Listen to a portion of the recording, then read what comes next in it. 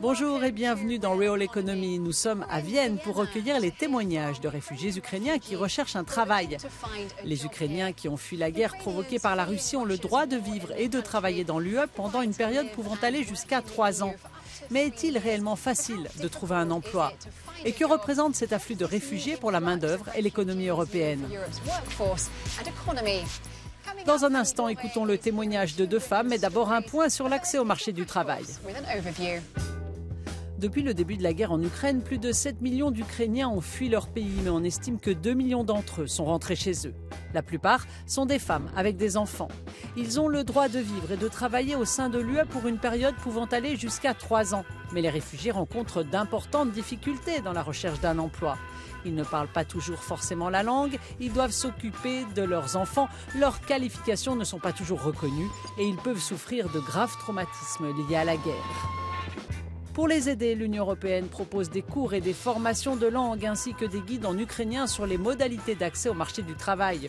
L'UE aide également les employeurs européens à comprendre et à reconnaître leurs qualifications et a traduit en ukrainien le système Europass qui permet aux utilisateurs de créer un CV utilisable dans toute l'Europe. L'Union s'apprête aussi à lancer le réservoir de talents européens, première plateforme qui permet de faire correspondre les compétences des réfugiés ukrainiens aux offres d'emploi. Pour comprendre l'application concrète de ces outils, Fanny Goret s'est rendue en Autriche. En Autriche, un peu plus de 40 000 réfugiés ukrainiens ont fait le choix de rester avec leurs enfants dans le pays. Un permis de résidence temporaire leur permet de vivre et de travailler sur le territoire. Quelles sont les opportunités professionnelles pour ces personnes dont la majorité sont des femmes avec enfants et comment s'organise le pays pour les aider? Je pars à la rencontre de 2 réfugiées ukrainiennes qui me racontent leur parcours. Direction le sud du pays, dans la région de Carinthia, visitée pour ses paysages. Dans cet hôtel travaille Natalia. En Ukraine, elle était esthéticienne.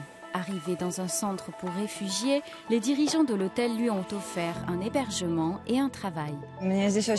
J'aime vraiment travailler ici. Nous avons signé un contrat jusqu'en septembre, puis je verrai en fonction de la situation en Ukraine. En Autriche, le secteur du tourisme est dynamique. Depuis 2019, le nombre de postes vacants dans l'hôtellerie et la gastronomie a doublé. Beaucoup d'employeurs ne trouvent pas de personnel.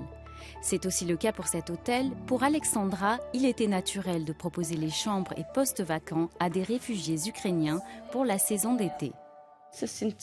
Il y a maintenant entre 60 et 70 personnes qui vivent ici.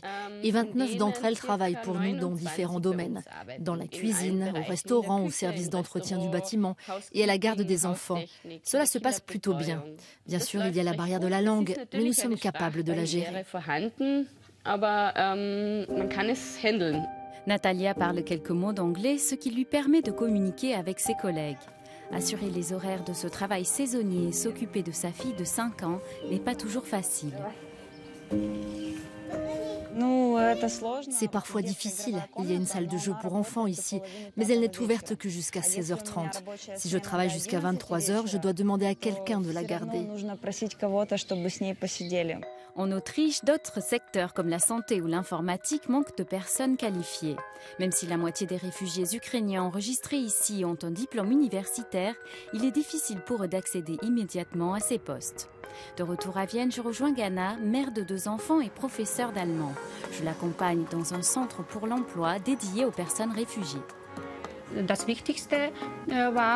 Ma principale préoccupation était de scolariser mes 3 enfants. Et maintenant que j'ai réussi, je suis à la recherche d'un emploi. Gana aimerait travailler comme professeur d'allemand pour aider d'autres réfugiés qui ne parlent pas la langue, mais ici son diplôme n'est pas reconnu. Mes diplômes doivent être traduits, reconnus et validés. C'est un véritable problème pour moi. Cela prend beaucoup de temps. Les conseillers de ce centre aident Gana dans cette démarche. Nous les accompagnons lors des entretiens, nous assurons la traduction et nous les aidons lorsque cela est nécessaire. Le but est de construire un grand réseau, de travailler ensemble avec tous les partenaires afin de pouvoir aider le plus rapidement possible. En attendant, Gana, comme les autres réfugiés enregistrés dans le pays, bénéficie d'un revenu minimum et d'une couverture santé. Comment l'Europe peut relever le défi d'une intégration réussie des réfugiés ukrainiens? Je pose la question à Sandra Leitner, spécialiste des mouvements migratoires.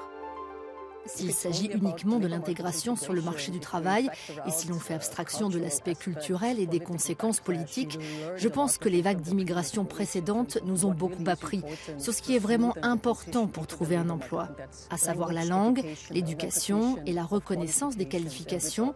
Avec tous ces éléments en place, je pense que tout le monde peut être le bienvenu.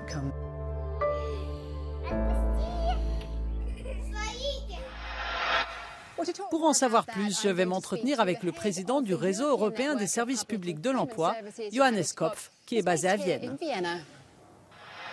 Vous êtes actuellement le directeur général du service public de l'emploi autrichien.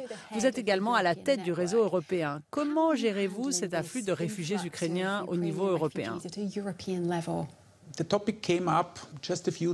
Le sujet a été abordé quelques jours seulement après le début de cette terrible guerre, lorsque nos collègues polonais ont formé le réseau pour que les premiers Ukrainiens qui arrivaient puissent trouver de l'aide. Et cela a conduit à une grande vague de solidarité au sein des services publics de l'emploi dans toute l'Europe.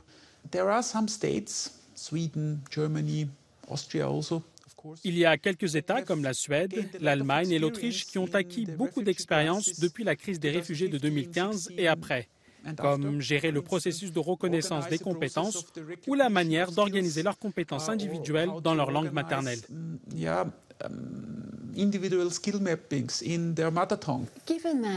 Étant donné que l'on ne sait pas combien de temps cette guerre va durer et que certains Ukrainiens veulent rentrer chez eux, dans ce contexte, comment peut-on les intégrer dans le marché du travail en Europe ? Actuellement, la plupart des personnes qui arrivent sont des femmes avec des enfants en bas âge. Et elles ont des besoins différents. Mais l'un des plus importants, c'est la garde d'enfants. C'est pourquoi l'Autriche doit prévoir suffisamment de places dans les écoles et garderies. Et l'étape suivante est leur intégration dans le marché du travail. Bien sûr, il y a des postes vacants et des entreprises qui cherchent vraiment du personnel qualifié et qui ont maintenant vraiment de l'espoir de trouver, par exemple, des experts en informatique venant d'Ukraine.